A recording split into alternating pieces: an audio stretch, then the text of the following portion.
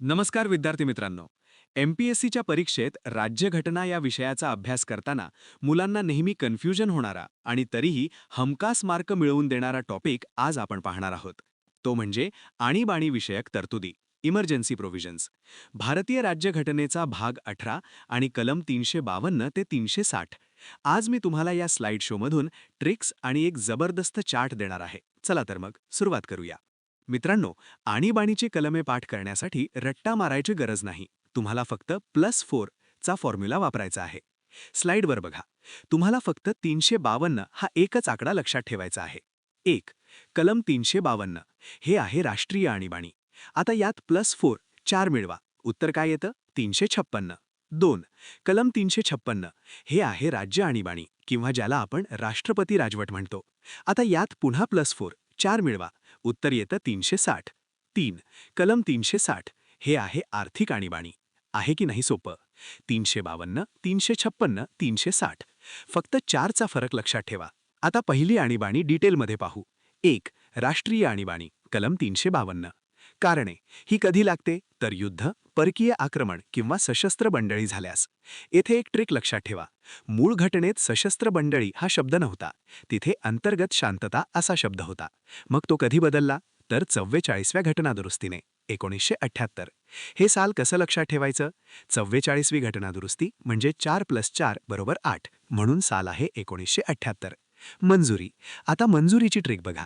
ही national देशाची आणीबाणी आहे, म्हणजे धोका मोठा आहे, म्हणून संसदेची मंजुरी अर्जंट लागते. किती दिवसात? तर फक्त 1 महिन्यात. आणि बहुमत कसे लागते? तर विशेष बहुमत, कारण यात नागरिकांचे मूलभूत हक्क हिरावले जातात. दुसरी आहे 2. राष्ट्रपती राजवट, कलम 356. कारण जेव्हा राज्यातील घटनात्मक यंत्रणा कोलंबते तेव्हा हे कलम वापरले जाते. मंजुरी ट्रिक. आता बघा, राज्याची गडबड आहे, देशावर काही संकट नाहीये, त्यामुळे संसदेला घाई करण्याची गरज नाही. म्हणून इथे मंजुरीसाठी 2 महिने चालतात. राष्ट्रीयला 1 महिना होता, इथे 1 महिना एक्स्ट्रा मिळतो. आणि बहुमत तर फक्त साधे बहुमत चालते. महाराष्ट्रात आपल्या राज्यात आतापर्यंत ही 3 वेळा लागली आहे. 1980, 2014 आणि 2019 मध्ये. आणि भारतात सर्वाधिक काळ ही पंजाबमध्ये आणि संख्येने मणिपूर किंवा यूपीमध्ये लागली आहे. तिसरी आहे 3. आर्थिक आणीबाणी, कलम 360. कारण जेव्हा देशाची आर्थिक पत धोक्यात येते. मंजुरी याला सुद्धा 2 महिने वेळ मिळतो आणि साध्या बहुमताने पास करावी लागते. Super trick. स्लाइडवर लक्ष द्या. कलम 360च्या शेवटी कोणता आकडा आहे? 0. मग भारतात ही आणीबाणी आतापर्यंत किती वेळा लागली आहे? तर 0 वेळा. म्हणजेच भारतात एकदाही आर्थिक आणीबाणी लागलेली नाही. हे लक्षात ठेवायला खूप सोपे आहे. आता आपण जे काही शिकलो ते या तुलनात्मक तक्त्यात पाहूया, म्हणजे तुमचे सर्व कन्फ्युजन दूर होईल. 1. मंजुरी वेळ. 352ला 1 महिना कारण अर्जंट आहे, बाकी 356 आणि 360ला 2 महिने. बहुमत. 352ला विशेष बहुमत, बाकी दोघांना साधे बहुमत. कालावधी.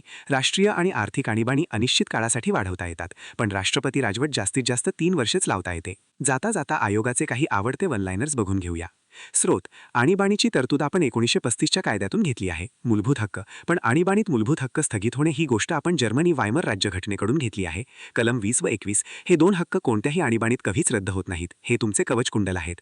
लेखी शिफारस. 44व्या घटनादुरुस्तीनुसार राष्ट्रीय आणीबाणीसाठी मंत्रिमंडळाची लेखी शिफारस असणे आता बंधनकारक केले आहे. तर मित्रांनो, हा होता आणीबाणीचा टॉपिक. चार्टचा स्क्रीनशॉट काढून ठेवा. व्हिडिओ आवडला असेल तर लाईक करा. धन्यवाद.